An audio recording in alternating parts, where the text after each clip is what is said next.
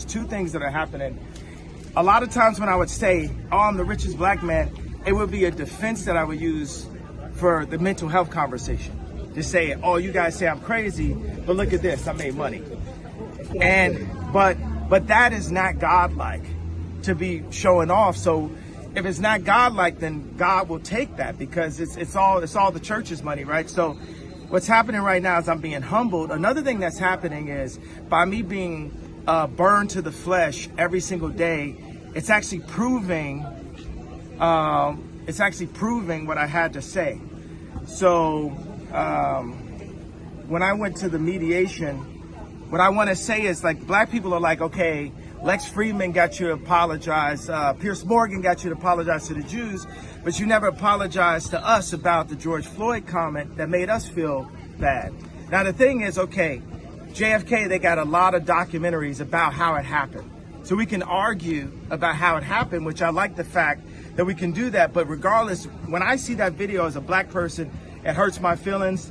And I know that police do attack, and America is generally racist. And I understand that when we got to say Black Lives Matter, that the idea of it made us feel good together as a person, as a people, right? When let me say it so the soundbite is better for you guys. When the idea of Black Lives Matter came out, it made us come together as a people. Now afterwards, yes, there was some things where the money went.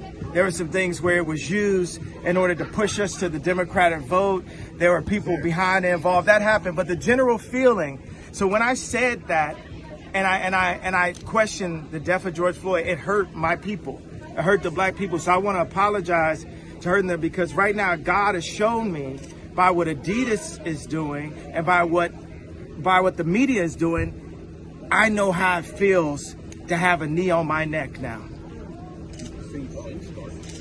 So I thank you, God, for humbling me and letting me know how it really felt. Because how could the richest black man ever be humbled other than to be made to not be a billionaire in front of everyone off of one comment that actually, if you look at the definition of DEFCON, it means to get extra defense, which obviously I must have needed. Yeah. I must have needed that extra defense. Are you worried you ruined your legacy, Kanye? How? Yeah. Well, stop. I'm not worried. I'm just not worried, period. God is alive. God runs the world. You know, God even runs Hollywood. God is alive. And he's using me right now. He chose me for such a time like this to basically for the media to put their knee on my neck, for Adidas to put their knee on my neck. All I ever wanted at Adidas, I left Nike because Nike wouldn't give me a percentage for my shoes when I had the Red October. And my girlfriend at the time was pregnant, and I needed to get some money. Because if I was the kid that just had the red shoes, I could have never been a black man wearing a red hat. Right. Like Nike would have shut me down immediately, right? Right. But because Adidas was a German company, it gave me a little bit more room to be able to express myself and to actually have a political opinion as an American, that I wasn't forced into a political opinion because of the color of my skin. Now let's talk about the red hat, and let's talk about the similarities to the White Lives Matter t-shirt. The thing about the red hat that drove me to a point of exhaustion, which was misdiagnosed by I'm not going to say what race, what people, doctor, and what hospital, and what media it went to. We know I can't say that.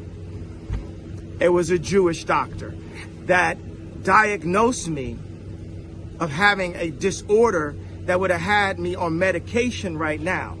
At a time like this, if I was on medication right now, then one pill could have been swapped out and it would be Michael Jackson and Prince all over again. But because I didn't take the misdiagnosis and I didn't take the medication, I'm able to speak to you guys clear of thought and transparently. Now let me talk about the red hat. Wearing the MAGA hat, the way that Hollywood's political agenda attacked me and put me to a point of exhaustion was death by 1,000 cuts. Everyone would say something to me, from a driver to my ex-wife to Adidas. Everyone would say something. So when I wore that White Lives Matter, I said, I'm not going through this again. I'm not going. Hey, y'all gonna leave me alone about my t-shirt. Because what's the point of having influence and having money if people could come up and just pinch you?